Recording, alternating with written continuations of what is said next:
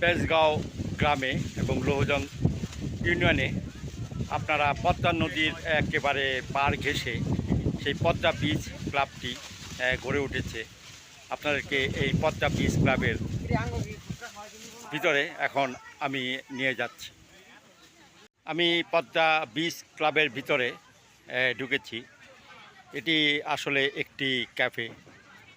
এই ক্যাফেতে বসে আপনারা খেতে পারবেন এবং পদ্মার দৃশ্য, পদ্মা নদীর পার ঘেঁষে আপনারা বসে পদ্মার দৃশ্যটি দেখতে পারবেন। এখানে দেখতে পাচ্ছেন একটি দোলনা আছে। দোলনার পাশেই একেবারে পার ঘেঁষে এই পদ্মা বিচ ক্লাবটি গড়ে উঠেছে। অবশ্য এই বিচ ক্লাবটি একটু ছোট, তারপরেও আমার মনে হয় আপনাদের খুবই ভালো লাগবে।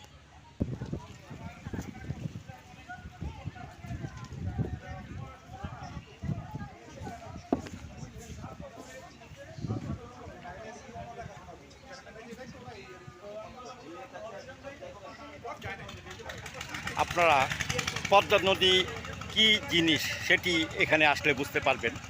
পদ্মা কত ভয়ঙ্কর এবং কত উত্তাল, এই জায়গাটি দেখলেই আপনারা বুঝতে পারবেন। এখন আমি একেবারে পদ্মার পার ঘেঁষে দাঁড়িয়ে আছি। তার পাশেই আছে এই পদ্মা বিচ ক্লাব।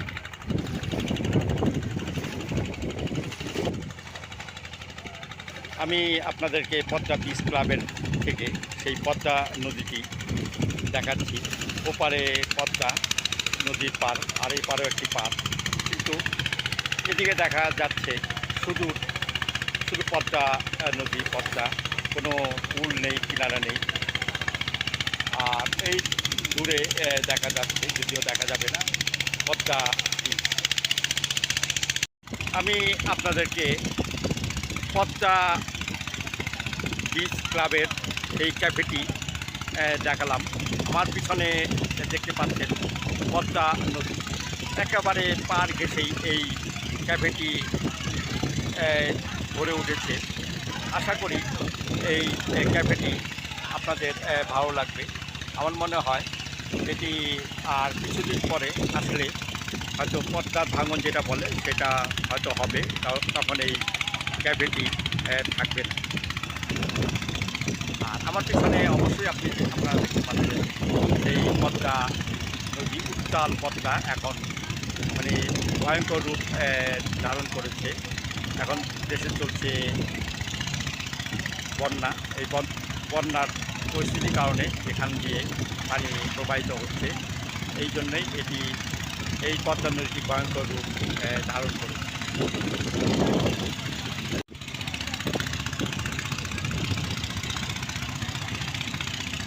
আমার পিছনে পদ্মার সেই ভয়ঙ্কর রূপ আপনারা দেখতে পাচ্ছেন। সেই উত্তাল পদ্মা, পিছনে পদ্মা নদী বয়ে যাচ্ছে, কোনো ফুল কিনারা নেই, না আছে ফুল, না আছে কিনারা, কিছুই দেখা যাচ্ছে না, শুধু পানি আর পানি। সেই পদ্মা নদীটি এখন আপনারা দেখছেন।